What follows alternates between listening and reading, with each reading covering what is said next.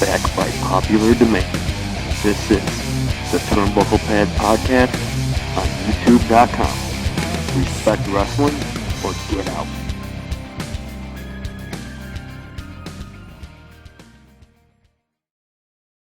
Ladies and gentlemen, boys and girls, welcome back to the Turnbucklepad Podcast Season 2.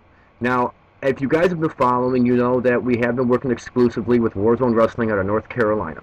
But if you guys know the Turnbucklepad and you know how we get down, you always know we bring a little something special for everybody. And today I bring just that. I have with me on the phone right now WWE, TNA, ECW, WCW superstar, the most awesome guy I have had the most fun watching. Welcome my guest, Kid Kash, to the show. Kid, thanks for coming on, man. This is a true honor. Hey, thanks a lot, guys. Just bear with me today. I'm a little under the weather. Got some really bad allergies going on right now, so if you hear me blowing my nose, man, sorry about that. Hey, that's okay, man, as long as it ain't like a bad habit while you're doing it. Yeah, they're worth $50, yeah. Man, so what have you been doing with yourself now that I know you left the business? I mean, last time we seen you, you were on TNA for a while. Yeah, I retired almost a year and a half ago now.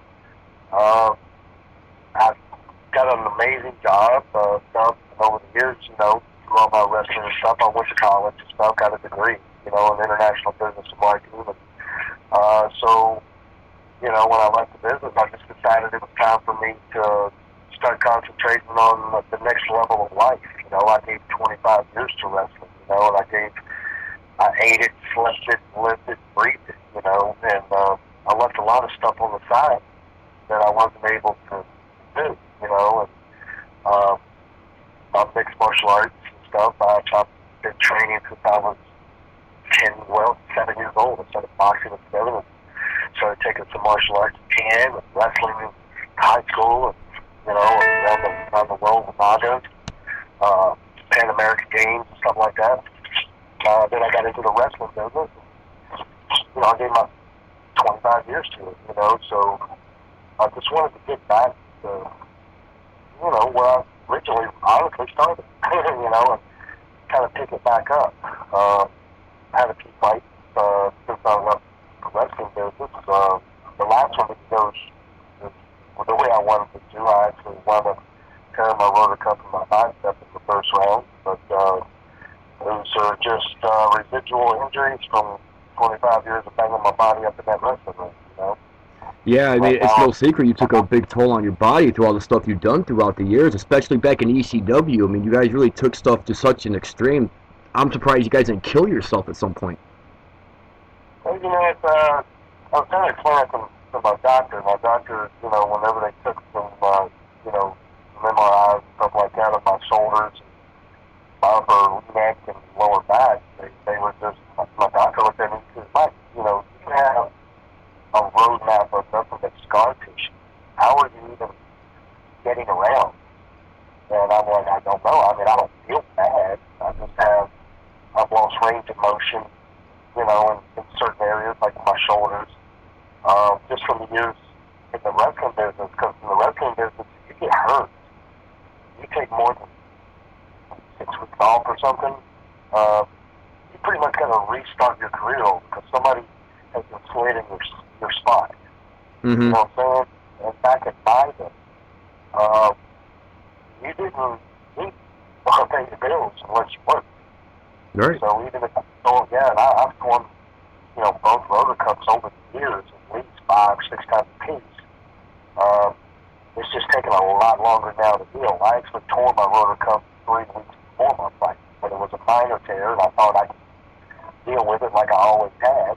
And, I'm 47 years old now. I've had, hundreds of injuries over the years, broken bones from head to toe, and it just caught up with me, I got in there and went with a 24-year-old, 6'4", young man, and, he was ready to fight. So was I, so we went at it. First round, I blew the rest of my rotor cuff, and then along with that, my bicep went. But like I said, I'm on the deal. Had surgery. I'm good. I'm looking to fight again probably about September. So that's in my job. I have an amazing job.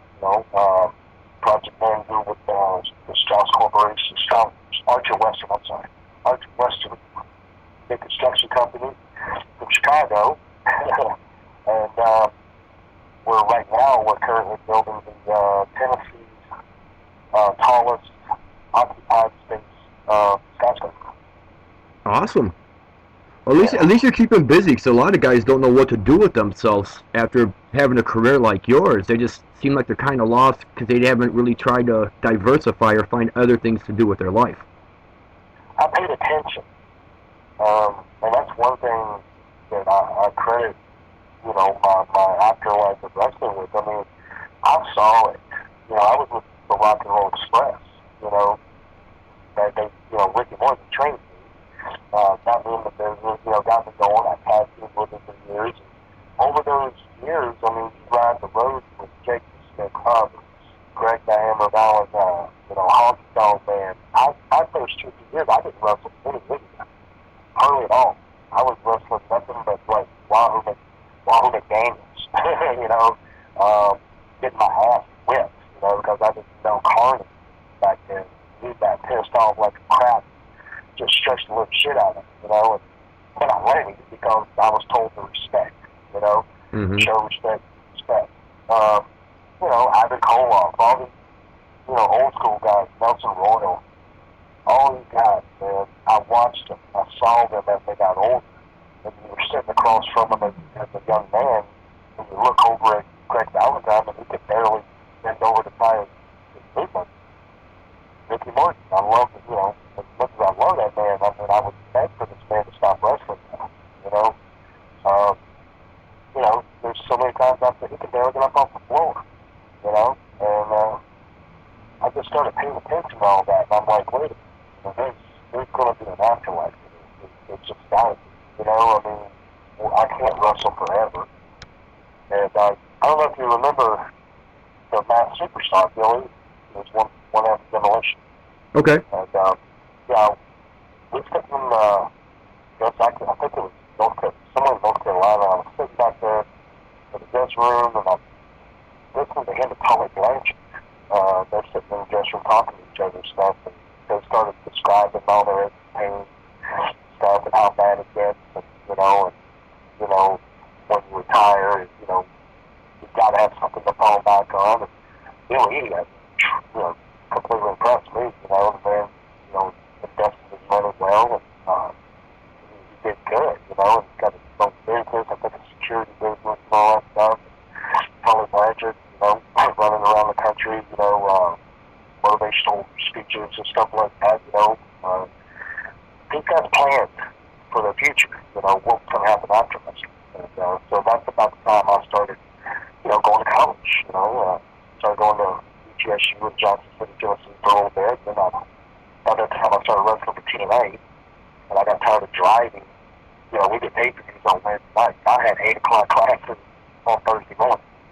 Wow. So I had to drive 4 hours to Nashville, wrestle, get in my car and drive completely straight back, get home by 1 or 2 o'clock in the morning, and then be up by 5 and make class by 8, Whew.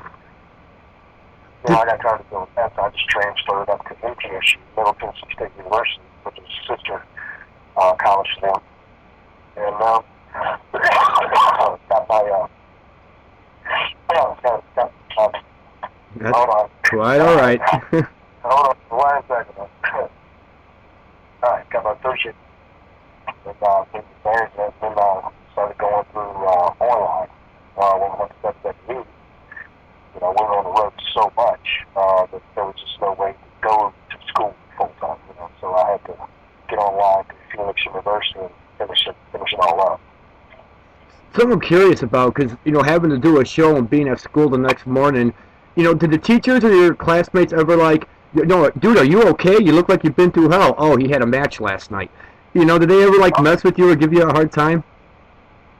No, actually, every one of my teachers knew what I was doing, because, about the time I started going back to school, I was just finishing up ECW. And so ECW had already become a household name. And there was a college student that didn't know about ECW. You know, so when I was walking on campus and stuff, people knew exactly who I was. Teachers, you know, the teachers, everybody found out. They were really cool about it. You know, they understood. You know, a lot of them gave me chances that they really shouldn't have done. You know, Right. Yeah, and I really appreciate it. You know, from what they did. You know, during the Monday Night Wars, it seemed like ECW was that vital ingredient that really was what was needed to make the Monday Night Wars happen. Because if it wasn't for ECW, a lot of the stuff we would have seen on either WCW or WWF at the time, we probably wouldn't have seen unless ECW hadn't have been around. Is that something you would agree with? Oh, absolutely. We set a trend, you know, for smaller guys. You know, not so much the bigger guys, but ECW. I mean, I think the biggest guys in that company were the Dudleys. You know, I mean, everybody else was like average height, average weight. You know, but they were very, very talented. That was the problem we had in that era. You know, there was so much talent out there, but to WCW and WWE at that time, if you weren't over 6 foot tall and 250 pounds, they just really didn't have much interest in. Right. So W really set the standard for a smaller, you know, guy to get out there and perform and then actually make it in the business, you know. And thank God for ECW, or my career would have went a different way probably, you know. Yeah, the ECW was it catered to those die-hard, hardcore fans, and I can recall being a kid at that time, finding out that it was on a public access channel or a public cable channel, and we had to wait till like 2 o'clock in the morning for it to come on. Oh yeah, well, where I lived at South City at that time, it came on at 1 o'clock in the morning. I'll tell you how I got hooked up there. Rob Van Dam and I had been friends for years before ECW. I mean, I met Rob back in the Carolinas, Georgia, early 90s, you know, early to mid 90s. And then we did another show up Winston-Salem or something like that. He was already in at that time. We just watched my match, and he was like, why are you wrestling on the independent? I'm like, well, you know, WWE or WCW doesn't want to hire guys my size. And he goes, well, what about ECW? And at that time, I didn't know that. And he was like, man, check it out, man. It comes on the FSN channel and all that kind of stuff. So I was like, all right. So I drove home that night. But by the time I got home, and what was funny, he was going to Philadelphia the very next day. Okay? I drove 4 hours back home after that show, and by the time I got home, it was about 1:30 in the morning. And I sat down and I turned the TV on, and I looked for the FSN channel, and I found it, and I watched it. And I saw Mikey Whipwreck and Little Guido work. And I think the jury might even been in the looks too really short, but I was sitting there watching, I was like, damn, I was like, that's the way I wrestle now. You know, I was like, oh, I can wrestle with those guys. So I called Rob, who's still in Winston-Salem, and he was going to fly out the next morning to Philly. I was like, dude, I was like, I can do that, man. He goes, well, that's what I was trying to tell you, man. You come up here and try it out. And I was like, well, I mean, what do I do? And he was like, well, he said, if you make it up to Philly tomorrow, he goes, I'll take care of it. And I was like, okay. So at the girlfriend I had at the time, we sat down and talked about it. And I was like, if I leave, I have to leave pretty much right now. Right. So, I mean, I had just drove 4 hours from Winston-Salem. I'd been to bed since like 6 o'clock in the morning before, you know, because I got up early and went to the gym and did a bunch of stuff, and then I drove on up to Winston-Salem and stuff, and, you know, did the show that night, drove back, and watching the show. About 30 minutes later, I'm talking to Rob, and so I left at about 3 o'clock in the morning, and I got there at about 1 o'clock noon, you know, right around noon. I drove straight through, and man, I got to the hotel, and Rob met me down there. I went up to his room and crashed for 4 or 5 hours, and we got together, oddly enough, Paul Heyman, when Robin introduced me, he goes, hey, this is my buddy, dude. I was dating Jericho. He's my buddy. He goes, David Jericho. He goes, how are you? I was like, I didn't know you. I was like, you know me? He goes, of course I did. How's Ricky Morton? And I was like, Ricky's Ricky. You know how it is. He goes, look. He goes, what are you thinking about? I said, Johnson City. He said, you drove all the way up there? And I was like, yeah, I want to check it out. I want to see what you guys are all about. He goes, oh, okay. He goes, got your gear? I was like, I always have my gear. He goes, good, you're on in 30 minutes. Really? I wound up doing a 6-man tag, and we blew the bucket house down. I did my Hurricane Island, stuff like that, and everybody was like super cool to let me just walk on into place and let me do my moves. Right? What was really funny is Tommy Dreamer walked up to me. Back then, I still dressed in the Rock and Roll Express looks, you know. Okay. And the bandanas, the fringe types and stuff like that, you know. So, other people with, because, you know, we've all heard of you, and we've all, know about you, you know, we're all like your work and stuff, but don't be, you know, intimidated by the crowd here, because they don't know who you are, and they're probably going to do the piss out of you, so don't let that bother you. I said, no, I'm not worried about that at all. I just want to get out here and work and make it go to life, you know. And when my music started playing, I come walking, running out. The curtain there, and to my surprise, and Tommy's surprise, the whole crowd started saying, rock and roll, rock and roll, rock and roll. So we did a smart marketing run, you know, and I didn't get a bad reception. I got a great reception, you know. So after the match was over with, I took a really, really hard chair shot. I didn't even throw my hands up or anything. I'm just old school like that. I couldn't, you know, if I throw my hands up, it's going to make it look fake, you know. So, but I think it was, I think it might have been Axel Wright. He laid that chair right straight across my head, bent over my head. Ooh. So I hit the ground, it was still on my head. That's how hard he hit me. And I think that really impressed him, because when I got to the back, you know, Paul Heyman, you know, he had no reason to, you know, get up out of his chair and come talk to me at all. You know, he could have waited till after the show. But he got down off the crow's nest, come down there, and he's like, that was fucking amazing.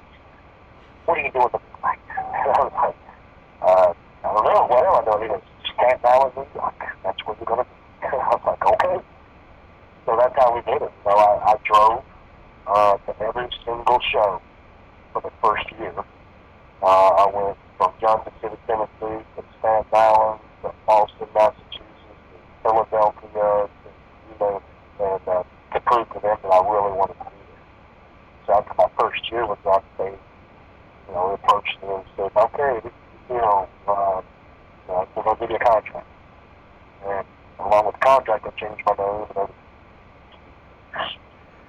And man, it's, like I said, this is nostalgic right now talking about this time, because I was a kid growing up watching all this stuff, and then I see you show up on WCW, and I was stoked. I was like, oh, badass, they got Kash on there now, and I loved watching your matches coming in, because everybody knows who the big guys are. They already know what they can do, but the biggest fun I think a fan has is seeing the guys who aren't there yet, and watching them get there, because you get to see so much more wrestling. Yeah. Oh, I took talking to them for quite a while. UPW was going through that. We couldn't decide if they were a company or not. You know what I'm saying? Mm-hmm. And, you know what was going on, and you know, because I was in the contract. A lot of the contract guys, the last few shows, they just kept it home. The other guys that weren't on the contract were by the night. They went on ahead and pulled those guys in, you know, and did the shows what was left. So after it shut down, well, officially shut down, I was still on the contract. So I had to try to track Paul down for a month.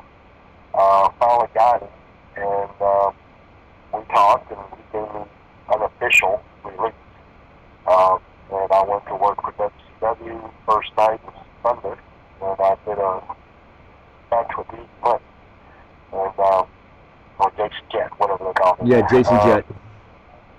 And I got my contract as soon as the match was over. I just walked in the match, and John Laurinaitis handed me the contract. He was, looking over, taking the lawyer, let us know what's going on. And that's about the time that Jimmy Hart had a lot of interest in me and everything, so he kind of helped me out on that deal. He gave me some advice and stuff, and I wound up in a nice contract. And about 2 weeks later, the night before I was about to fly out to Panama City, John Laurinaitis called me and told me to, just sit home until they called me. There was some stuff that was going down, and nobody was really sure what was up. So I watched TV that night, and of course, there's Shane McMahon. So that's when I found out they were bald. And then 2 or 3 days later, John called me and said that we want to keep you, but realize we have so many people in the contract right now. What we're going to do is we're taking certain people, we're going to renegotiate the contract, and we're going to need them to go to either Ohio or to Cincinnati. And so, I got to thinking about it, and I was like, what we would renegotiate? So the renegotiation was quite a drop on the contract, and I was a grown man, at that point. So I had a life, I had a home, I had my kids, I had everything, so I couldn't just pick up and go to Cincinnati. Right. I just couldn't do that, I was already established. And so I got with Jimmy Hart, and wound up getting up with Hulk Hogan, and they started the XWF. And I was actually in the contract for about 2 years with those guys, even though we only did probably about 8 total shows. I stayed under contract with them and no compete clause. I continued to get paid for another year and a half. Right. And through that, I wound up going to work for TNA.